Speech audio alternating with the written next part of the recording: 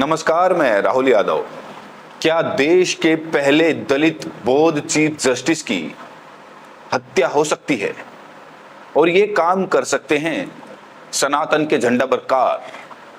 दलित chief justice B R. Gavai को देखते ही उनका खून खौलने लगता है।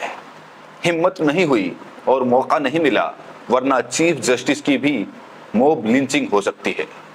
उनकी तरफ जूता उछाले जाने की घटना ने दिखा दिया कि इस देश में मोदी, योगी, शाह, भागवत सनातन की जो व्यवस्था बनाना चाहते हैं उसमें दलितों के लिए कितनी नफरत भरी है। 3 तस्वीरें दिखा रहे हैं आपको। एक तरफ चीफ जस्टिस गवई पर जूता उछाले जाने की घटना, दूसरी तरफ रायबरेली में एक दलित गरीब हरिओम की पीट पीट कर जान ले ली गई और इसे रिकॉर्ड किया गया बकायदा। और बीच में मध्य प्रदेश के सीधी जिले में जुलाई 2023 में घटी घटना। इसमें भाजपा विधायक पंडित केदारनाथ शुक्ला का प्रतिनिधि प्रवेश शुक्ला नशे में धुत एक कोल आदिवासी दशमत रावत के माथे पर पेशाब करता नजर आ रहा है। आप ही बताइए, तीनों तस्वीरों में बुनियादी अंतर क्या है? कुछ नहीं। सच ये है कि सनातन का जो नारा बुलंद किया जा रहा है उसमें दलितों, पिछड़ों, आदिवासियों की जगह अगड़ों और खासकर ब्राह्मणवादियों के जूते के तल्ले के नीचे है। चाहे वो दलित हरिओम जैसा मजदूर हो या फिर बी.आर. गवई जैसे चीफ जस्टिस, सनातन की नजरों में दोनों की जगह एक बराबर है।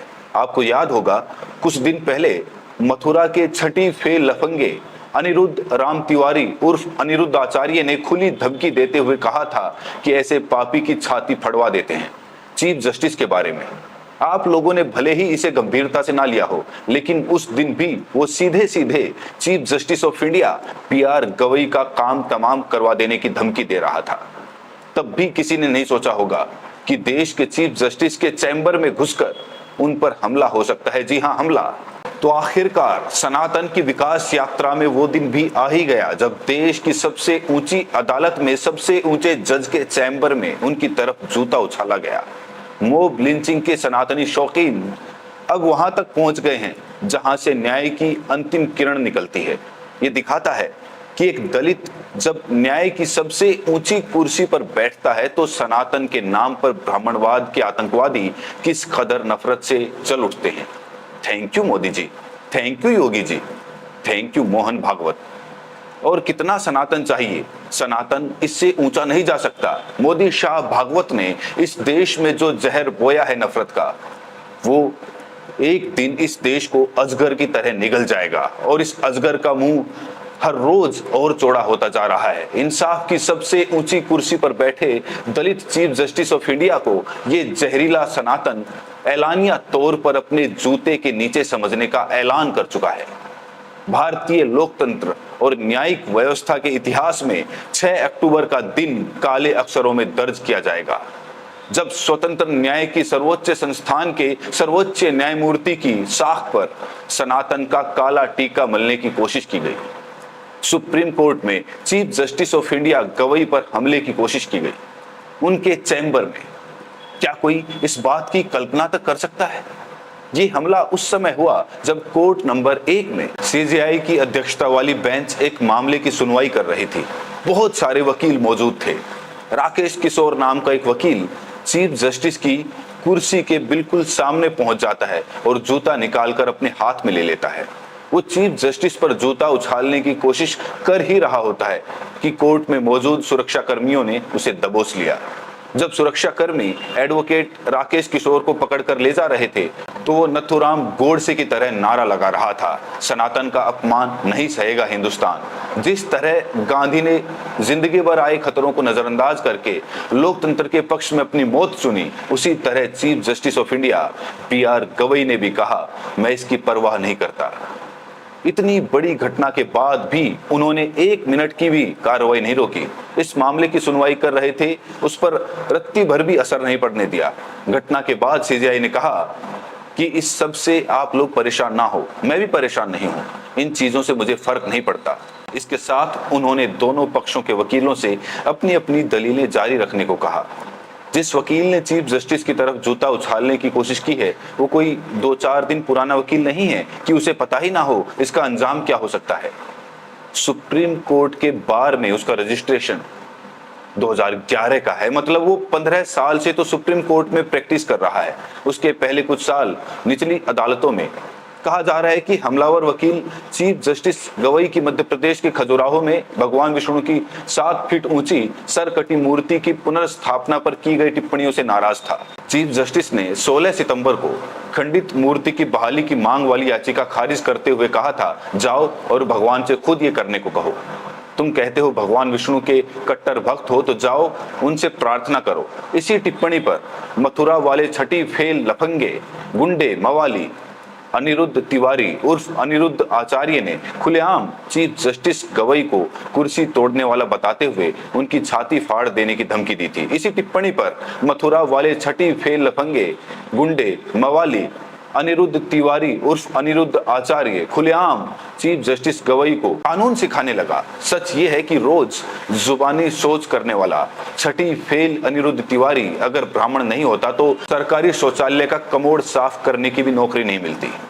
अगर उसी दिन अनिरुद्ध आचार्य को उठाकर जेल में डाल दिया जाता तो आज ये नौबत नहीं आती।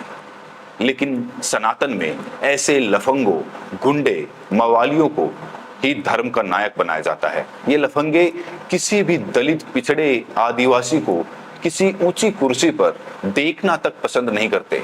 दरअसल खजुराहो के संदर्भ में चीफ जस्टिस BR गवई की पूरी टिप्पणी के संदर्भ को ही तोड़ मरोड़ दिया गया। मशहूर होने के लिए मरा जा रहा हरियाणा का राकेश दलाल पहुंच जाता है सुप्रीम कोर्ट कि हम मध्य प्रदेश के खजुराहो के खंडरों में विष्णु की खंडित प्रतिमा को तोड़कर नई प्रतिमा लगाना चाहते हैं।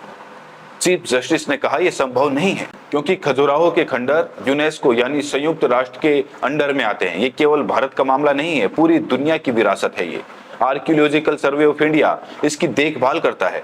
बिना उनकी मंजूरी के एक सूत का भी बदलाव कानूनी तौर पर नहीं कर सकते। आप फैक्ट पढ़ लीजिए। मुकेश दलाल कहता है आप मेरे और भगवान के बीच में मत आइए। इसी पर चीफ जस्टिस कहते हैं जाइए और भगवान जी से ही कुछ करने को कहिए। आप कहते हैं ना कि भगवान विष्णु के कट्टर भक्त हैं तो जाकर प्रार्थना करिए, क्योंकि कानून की नजरों में तो ये पुरातात्विक स्थल है और हम इसकी इजाजत नहीं दे सकते। इसके बाद एक लंपट सनातन ब्रिगेड चीफ जस्टिस के पीछे पड़ जाता है। क्यों? क्योंकि वो दलित है।